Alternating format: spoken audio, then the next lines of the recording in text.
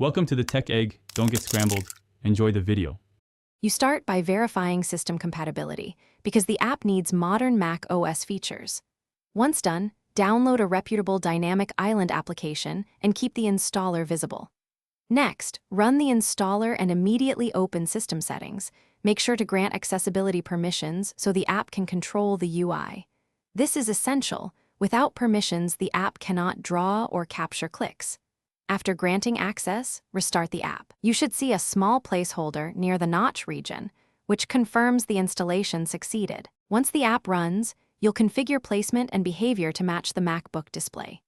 First, open Preferences and set the horizontal offset and vertical anchor so the island hugs the top center. This corrects for different bezels. Then select animation styles and tap target sizes. Smaller targets look cleaner but require precise clicks.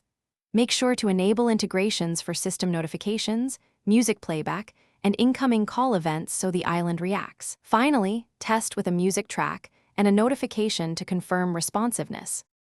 To finish, add the app to login items so the island starts automatically each session, then reboot to ensure persistence. If visuals misalign, make incremental offset adjustments and check that display scaling is set to a native or default value. Scaling often breaks placement. If the island freezes or stops responding, quit the app, reopen system settings to re-grant accessibility, and relaunch. This usually resolves permission regressions.